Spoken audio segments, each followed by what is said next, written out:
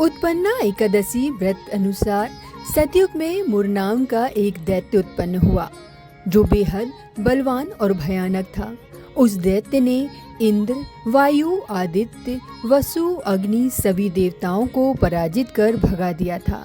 सभी देवता भयभीत होकर भगवान शिव के पास पहुँचे और उन्होंने सारा वृत्तांत कहा और बोले, हे कैलाशपति, हम मुर दैत्य से भयभीत होकर मृत्यु लोक में भाग फिर रहे हैं। तब भगवान शिव ने देवताओं से कहा कि आप सभी लोग तीनों लोक के स्वामी भगवान विष्णु की शरण में जाएं। वे ही आपके दुखों का अंत करेंगे। शिव जी के कहने पर सभी देवता क्षीर सागर पर पहुँचे। वहाँ भगवान विष्णु शयन पर रहे थे। तभी सभी देवताओं ने हाथ जोड़कर उनकी स्तुति की और कहा, हे देवताओं द्वारा स्तुति करने योग्य हे प्रभु, आपको बारंबार नमस्कार है। हे देवताओं की रक्षा करने वाले मधुसूदन, आपको नमस्कार है। हमारी रक्षा करें। आप ही इस संसार के कर्ता, माता पिता और पालन करता हैं। आप ही सबको शांति प्रदान करने वाले हैं। आकाश और पाताल भी आप से ही है। आप सर्वव्यापक हैं। हे भगवान, दैत्यों ने हमको हराकर स्वर्ग से भगा दिया है और हम सब देवता इधर उधर भागे भागे फिर रहे हैं। आप हमारी रक्षा करें। इंद्र के वचन सुनकर भगवान विष्णु कहने लगे, हे इंद्र, ऐसा मायावी दैत्य कौन है जिसने सभी देवताओं को हरा दिया है? जिस पर इंद्र बोले, भगवान, प्राचीन समय में एक नाड़ी जंग नामक राक्षस था। उसके महापराक्रमी मुर नाम का एक पुत्र हुआ। उसकी इंद्रावती नाम की एक नगरी है। उसी ने ही सब देवताओं को स्वर्ग से निकालकर वहां अपना अधिकार जमा लिया है। अब सूर्य बनकर वो ही प्रकाश करता है, स्वयं ही मेघ बनकर बैठा हुआ है। ये सुनकर भगवान ने कहा, हे देवताओं, मैं शीघ्र ही उनका संहार करूंगा। तुम सभी इंद्रावती नगरी जाओ। इसके बाद सभी देवताओं ने इंद्रावती नगरी की ओर प्रस्थान किया।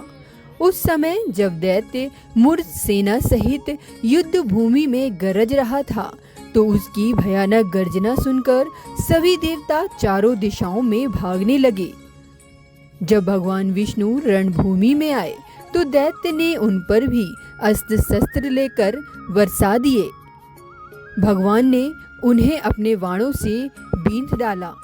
इस तरह बहुत सारे दैत्य मारे गए और तब केवल मुर ही बचा। वह अविचलित भाव से भगवान के साथ युद्ध करता रहा। भगवान उस राक्षस पर जो बाण बरसाते वो उसके लिए पुष्प सिद्ध होते।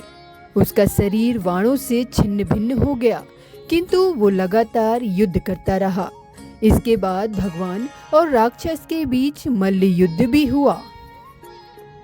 इस तरह 10,000 वर्ष तक उनका युद्ध चलता रहा, किंतु मुर मरा नहीं। थककर भगवान ने बद्रिका आश्रम की ओर प्रस्थान किया। वहाँ हेमवती नामक एक सुंदर गुफा थी। वहीं जाकर भगवान विश्राम करने लगे और भगवान विष्णु को नींद आ गई।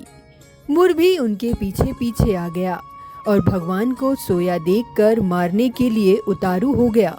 लेकिन तभी भगवान के शरीर से उज्जवल कांतिमय रूप वाली एक देवी प्रकट हुई। देवी ने राक्षस मुर को युद्ध के लिए ललकारा और उसे तत्काल मौत के घाट उतार दिया। जब भगवान विष्णु योग निद्रा से उठे तो सब बातों को जानकर कहा, आपका जन्म एकादशी के दिन हुआ है, इसलिए आप एकादशी के नाम से जानी जाएंगी। आपके भक्त वही होंगे जो मेरे भक्त हैं।